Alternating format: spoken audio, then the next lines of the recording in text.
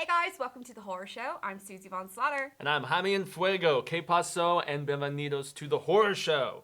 Woo! So happy to have you here. And we're going to be talking about another film that's got a little bit of comedy and horror fused together, but with a little bit of metal, which we both love. Yes, and love. And love as well. Love metal. Love.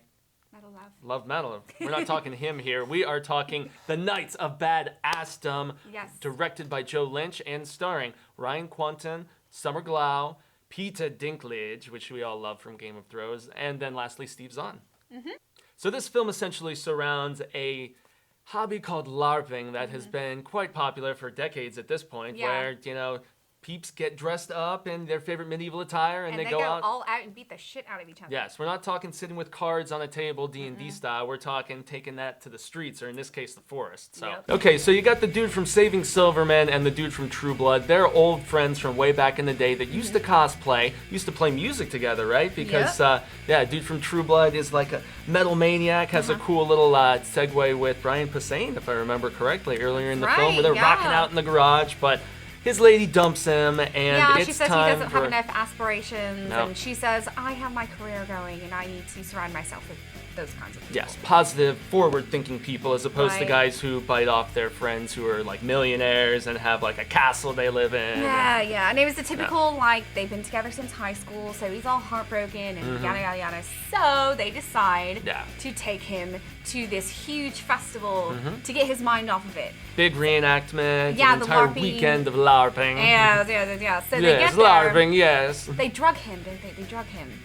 Yeah, to get there, because he wakes up there. He doesn't realize Well, that they he's give him there. loads of bong rips and a bunch of like whiskey or something. But Yeah. as he awakens, he is clad in medieval garb and he is ready to immerse himself in the recreation. So to And pretty speak. much without any choice, because they're out in the middle of nowhere. He accepts.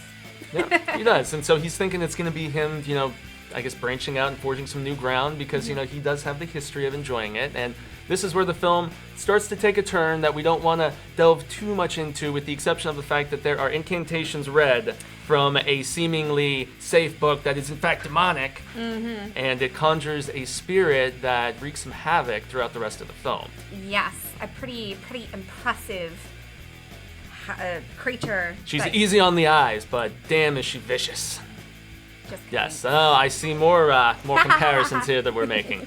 But yeah, as far as we're just gonna hold you off on that because there's so much more to talk about in our spoilerific review. So be sure to check that out. But as far as the performances went, it was a goofy film. Yeah, It was it's pretty pretty goofy. lighthearted. You shouldn't really take it too seriously. Like, it's definitely something to watch. Again, like, don't take it too seriously. You've got bit players from all kinds of different sitcoms, from Community to Sunny Philadelphia. Lots of these kind of supporting characters, and they're all very funny. They bring their own little charms to the film and stuff. And Right, and as Jaime hilarious was saying, geekiness. Yes, as Jaime was saying in the beginning, if you're a metalhead, this is definitely one for you because Yes. it's metal and horror together, and Yep. it brings that together so Which we're perfectly. obviously all about with, shout out to Heavy Metal Television, where you can check us out hosting. Yeah. But yeah, horror is the matter at hand, and the film never really gets to the horrific until the later half of it without giving away too much. And boy, does it, and it totally pleases. Yeah, it does. satisfies that. There's a good calm of hilarity before the storm, and Yes. there's laughs even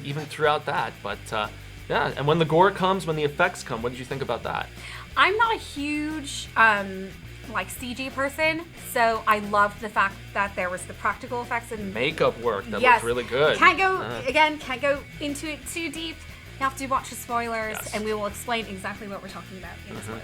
Yeah, but there's some good practical effects and great makeup work, and it added and just some authenticity to it. All too often when you get this CG crap in there, it just doesn't feel as real. And when these guys are out, recreating medieval stuff and playing in the woods, it's like, the realer the better. And the cinematography, just the woods that they shot in, there's some cool sweeping shots aerial-wise that look pretty rad. And Yeah. so, yeah. So, gotta hang out for the spoilers. Yes. Thanks so much for watching. Be sure to head over to our site, www.thehorrorshowchannel.com. And we're on all forms of social media. We have Facebook, Instagram, and Twitter for you to check out. We are everywhere. Indeed. And we want to know, based in the comments below, what is a favorite medieval horror comedy? And there's not really too many of those. You might know what I'm referring to here.